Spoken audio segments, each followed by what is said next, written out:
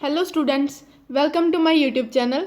आज इस video lecture में हम इंटरेस्टेरिफिकेशन ऑफ ऑयल को कवर करने जा रहे हैं, जो कि winterization and fractionization of oil का अगला स्टेप है। मैं आपको ब्रीफ में बता देती हूँ कि extraction of oil and fat, जो कि ASRB food tech NET exam के सिलेबस का एक टॉपिक है, उसको हम कॉन्टीन्यूसली पार्ट्स में कवर कर रहे हैं।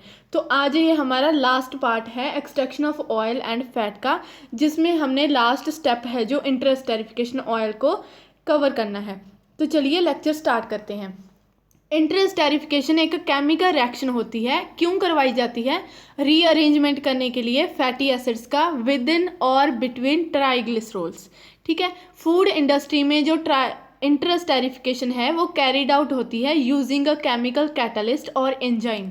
ठीक है, फर्स्ट ऑफ ऑल जो इंटरेस्टेरिफिकेशन है वो एक केमिकल रिएक्शन होती है जो कि फैटी एसिड्स के रीअरेंजमेंट करने के लिए करवाई जाती है विद इन और बिटवीन ट्राइग्लिसरॉल। ठीक है, फूड इंडस्ट्री में इसको जो इंटरेस्टेरिफिकेशन रिएक्शन है उसको हम केमिकल कैटलिस्ट और एंजाइम यूज़ करके कैरिड आउट करते हैं। तो सोडियम मिथॉक्साइड को यूजली कैटलिस्ट के तौर पे यूज़ किया जाता है in chemical interesterification and lipase enzyme को यूज़ किया जाता है एंजाइमेटिक इंटरेस्टेरिफिकेशन में। ठीक है, तो हमने तीन ही बातें की हैं इसमें, या तो फिर एंजाइम या फिर कैटलिस्ट को यूज़ करते हैं रिएक्शन को कैरिड आउट करने के लिए। तो केमिकल इंटरेस्टेरिफिकेशन में केमिकल यूज़ करते हैं जिसका नेम है सोडियम मिथॉक्साइड, जिसको एज अ कैटलिस्ट यूज़ कर रहे हैं, एंड लाइपेस जो कि एक एंजाइम है उसको एंजाइमेटिक इंटरेस्टेरिफिकेशन में हम यूज़ कर रहे हैं। कुछ कमर्शियल अवेलेबल लाइपेसेस हैं एंड उनके जो इंडस्ट्रियल एप्लीकेशंस है जो बताए गए हैं। लाइपेसेस हमने बात की, वो एक एंजाइम है। ठीक है, तो लाइपेसेस के सोर्सेज बताए गए हैं, जैसे कि ये जो नाइगर है वो ओलियोकेमिस्ट्री में यूज़ किया जाता है। ठीक है, ये अलग अलग इसके सोर्सेज हैं। तो फर्स्ट, अब हमारे पास आपने अच्छे से सुना होगा, तो हमारे पास दो टाइप की इंटरेस्टेरिफिकेशन रिएक्शन आई, chemical interesterification and enzymatic interesterification. जो केमिकल इंटरेस्टेरिफिकेशन थी उसमें हम सोडियम मिथॉक्साइड को एज अ कैटलिस्ट यूज़ कर रहे हैं। जो एंजाइमेटिक थी उसमें हम लाइपेस यूज़ करेंगे। तो चलिए केमिकल इंटरेस्टेरिफिकेशन रिएक्शन को देखते हैं।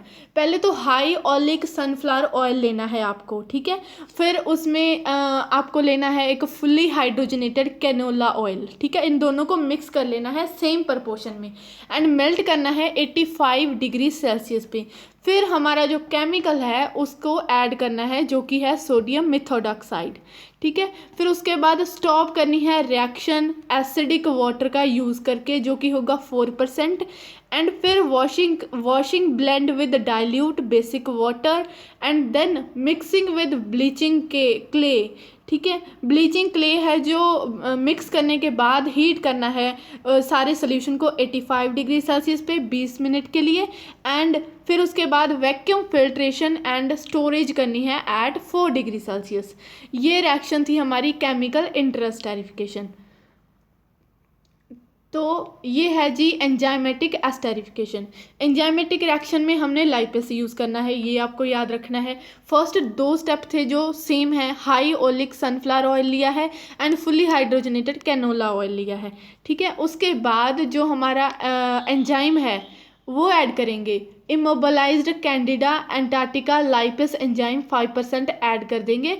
उसके बाद placing flasks in an orbital shaker में उसको रखेंगे 70 डिग्री सेल्सियस पे 24 आवर्स के लिए 200 RPM पे वो शेक करेगा। ठीक है, उसके बाद उसकी वैक्यूम फिल्ट्रेशन एंड स्टोरेज कर देंगे एट 4 डिग्री सेल्सियस। तो दो टाइप की जो हमने एस्टेरिफिकेशंस पढ़ी उसका अब डिफरेंस पढ़ेंगे। जो केमिकल इंटरेस्टेरिफिकेशन है वो लो प्रोसेस को उसकी जो प्रोसेसिंग कॉस्ट है वो लो है, एंड जो एंजाइमेटिक इंटरेस्टेरिफिकेशन प्रोसेसिंग कॉस्ट है उसकी कॉस्ट हाई होती है। ठीक है, जो केमिकल इंटरेस्टेरिफिकेशन है वो एक बैच प्रोसेस है, बट एंजाइमेटिक इंटरेस्टेरिफिकेशन एक कॉन्टिन्यूस प्रोसेस है। जो केमिकल इंटरेस्टेरिफिकेशन होती है उसकी प्रोसेसिंग लॉस है जो हाई होते हैं, बट एंजाइमेटिक इंटरेस्टेरिफिकेशन में प्रोसेसिंग लॉस कम होते हैं। एंड केमिकल इंटरेस्टेरिफिकेशन में हाई लेवल है जो ग्लिसरॉल का, एंड ग्लिसरोज है जो रिएक्शन में प्रेजेंट होते हैं, बट इसमें जो है लो लेवल ऑफ रिएक्शन होती है। एंड केमिकल इंटरेस्टेरिफिकेशन में ईजिली हम कंट्रोल कर सकते हैं एंड ये हाई रिप्रोड्यूसेबल रिएक्शन होती है। बट एंजाइमेटिक इंटरेस्टेरिफिकेशन को ये मोर कॉम्प्लेक्स ऑपरेशन होता है, इसको ईजिली कंट्रोल्ड नहीं किया जा सकता। तो ये वीडियो लेक्चर हमारा यहीं पे समाप्त होता है। इसके बाद मैं आपको एक इम्पॉर्टेंट बात बताना चाहूँगी। जो हमारा ASRB ICR नेट है फूड टेक का, उसका जो सिलेबस है, उसकी जो यूनिट 2 है, उसका पार्ट B का टॉपिक था ऑयल सीड एडिबल सीड, जो हमने लेक्चर्स में, ये पार्ट्स वाले लेक्चर्स में कवर किया है।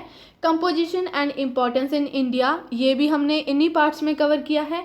बाय प्रोडक्ट्स और ऑयल रिफाइनिंग, ये भी हमने इन्हीं पार्ट्स में कवर किया है। जो कवर टॉपिक है वो मैं आपको बता रही हूँ ऑयल सीड से रिलेटेड। एंड ऑयल सीड की प्रोसेसिंग जो अब तक हमने इन्हीं पार्ट्स में कवर की है। ऑयल सीड के ऑयल जो कैसे एक्सट्रैक्ट करते हैं, and by products of oil refining, and vanaspati की प्रोडक्शन, ये सारे जो थे ना, हेडलाइंस थी कि ये हमें पढ़ना है सिलेबस में, वो सारा हमने इन्हीं पार्ट्स में कवर कर दिया है।